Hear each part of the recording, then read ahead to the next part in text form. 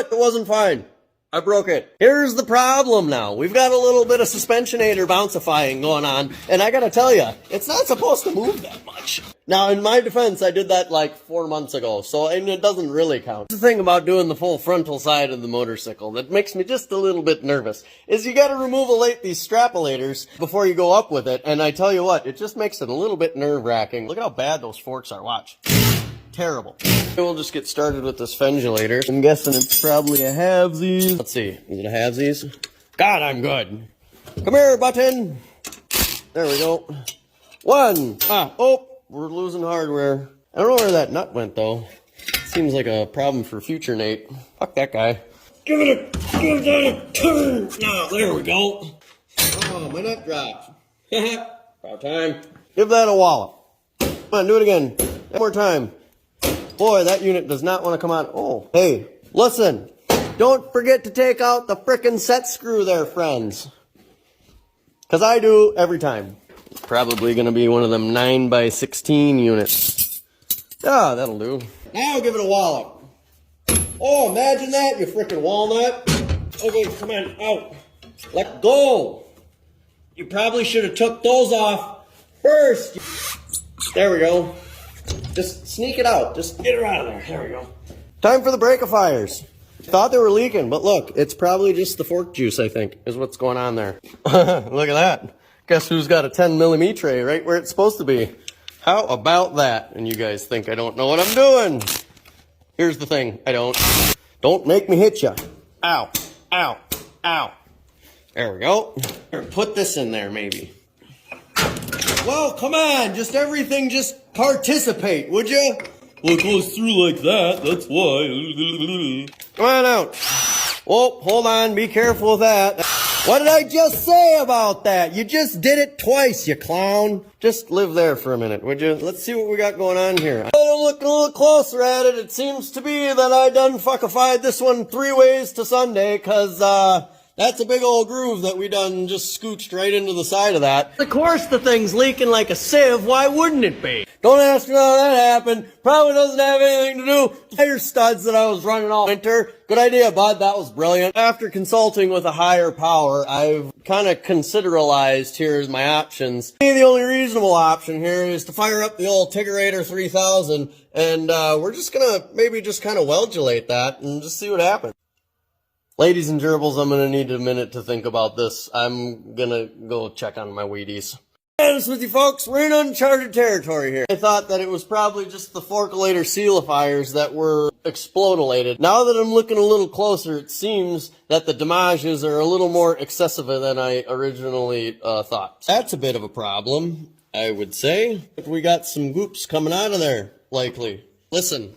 Fuck an entire flock of ducks. The only reasonable option here is to fire up the old Tigerator 3000, and we're just gonna maybe just kind of weldulate that. Thing though, if that thing superheats, as I'm kind of thinking that it's gonna do, it's gonna blow out on the base. So I've got this big unit right here. Fire this thing into the old Lathy boy here and just kind of see if he can't figure it out. Give us a cut here. Get this thing go now, folks. Lathy boy is just chugging through this, happy as could be. Don't put your hand in that. That hurts. To just polish that up a scoot. See if we can do it with the sanded papers. Huh. It's like if Iron Man shaved his pubes. Now this big shiny unit is approximately the same diameters of this scale right here. And this is just going to kind of live in there for a little bit. And what it's going to do is make it so that the heat doesn't go too far. Maybe. Allegedly. I don't know. We'll see what happens. That button, and then that button, and then should come out the bottom. Come on out. There we go. Oh, shit. Okay. Whoa. Don't drop that one there, guy. All right, that's one of them out. I shouldn't be able to do that. That's so bad.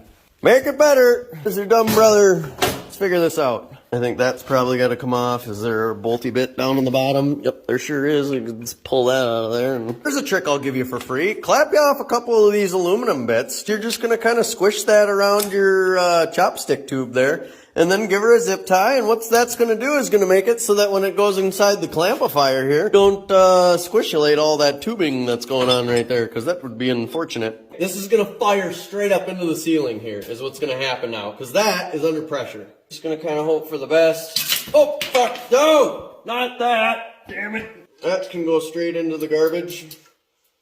Come on! Oh, that's a lot of oil everywhere. I regret that immediately. There it is. Oh my god, this is just nasty. That's pretty gross. Come on out of there, little circular clipperator. We don't need you in there. Okay, come on up. Come on up. Come on up. Come on. Why?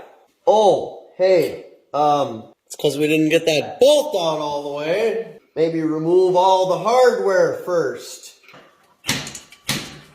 Oh, there it goes. Come on off there now. There we go. Fuck you. Fuck you. And fuck you guys. Now, folks, by this point in the project, if you haven't covered your entire floor in fork oil, you're doing it wrong. Good news, friends. It's time to do a little bit of weldulation here. We're just going to take that Tiggerator 3000 over there, fire that up, and see if we can't just kind of fill in that little spot there, because it just got a little bit of goopage coming out of there. We got this big plug unit here that old Lathy Boy turned out for us. He did a real good job, I'd say. What that's going to hopefully do is just kind of mitigationalize the heatsicles that are coming out of that TIG torch as we fill it in there. And maybe just hoping, praying to God that we don't blow everything out of the center as we're doing this.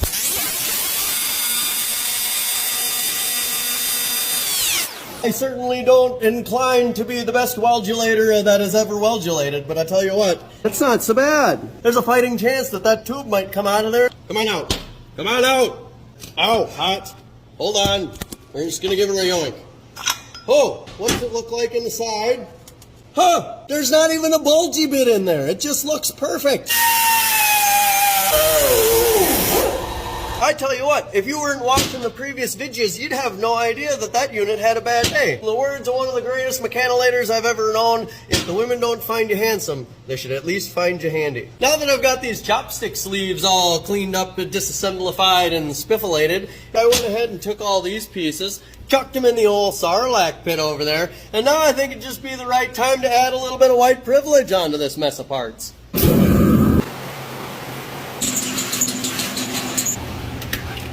Sometimes it feels good being white. I mean, right.